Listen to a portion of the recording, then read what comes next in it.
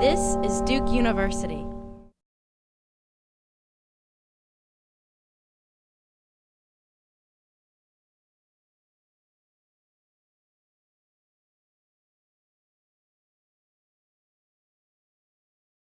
I'm the CEO and founder for Novuswave. Before that, I was actually in a corporate situation like a lot of the people. I was VP of Minyang Wind Power and also the president for the R&D center in the US in Raleigh, in the Research Triangle area. So the main focus there was to look at technology to actually help boost wind turbine efficiency, and also potentially looking at offshore, which is why we chose North Carolina, which has the best resource, wind resource for the entire East Coast, actually. So we thought it was a good place to start. And as far as my company goes, we actually looked at increasing the efficiencies of wind farms. So I think everybody has basically milked the turbine efficiency very well, I think, to this point. And there is one area that hasn't been looked at is the farm level efficiency.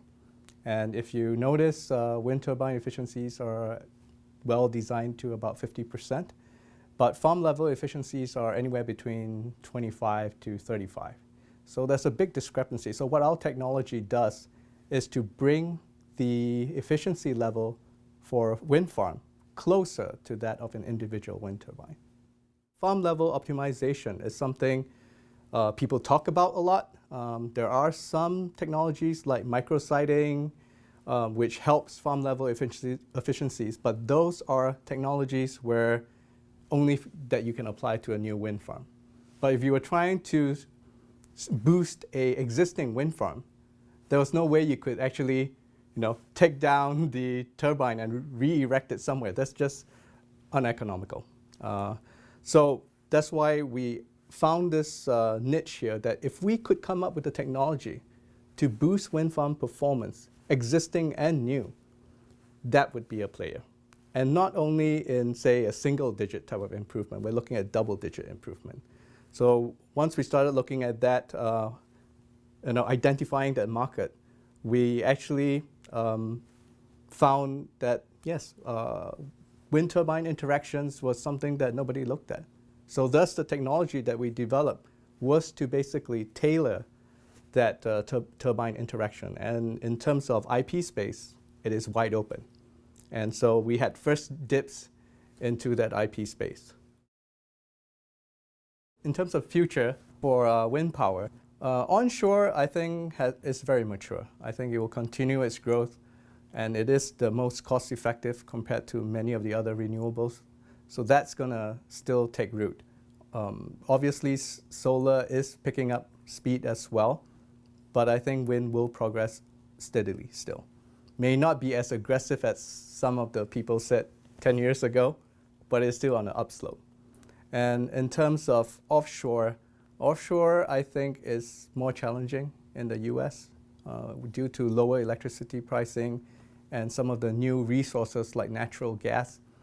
That's going to take a larger foothold. So I think offshore doesn't make as much economical sense unless there's very good policies around that to try to push for that market.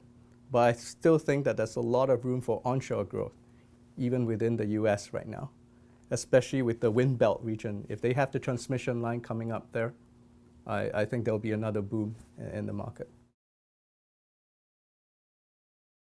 In China, implementation, I believe it's strong, largely because they have a more longer-term policy. In terms of politics, they don't really change hands as often as in the US. So there are a lot of challenges faced here that, my year is a 4-term year, and I can come up with something, well, who knows what the other 4 years could do. But there, they change hands maybe every 10 years. So you can see a longer-term policy which makes building business models around that a lot easier. But there is a challenge there, especially for wind power, was that in the beginning, when they first started, it was just a big push for it. And that just drove the market wild. And now they're really beginning to take a better handle of the situation and controlling the pricing rather than doing more subsidies. that's another way to facilitate some of the clean tech energy. So I think it's a very healthy, especially going on from this year. They've actually stabilized the pricing quite a bit. The current state of entrepreneurship in China, I think if you've seen Alibaba recently, I think that's a good indication that there are very, very driven people there. And there is a lot of money for investment. And I think this is pretty much a transition point, I believe. Before that, they were into manufacturing, growing the company through industrialization and all that. But they do realize that that model is not sustainable. They want to be innovative. They want to be able to be at the forefront of technology as well. So they are encouraging a lot of that. And there are a lot of subsidies or funding avenues from the government to help that. The question is that the mindset of the people would need to switch to thinking more that way. And I think in the newer generation, you do see more and more of that. And maybe not in my generation or older, but definitely in the younger generation, I do see a lot of that.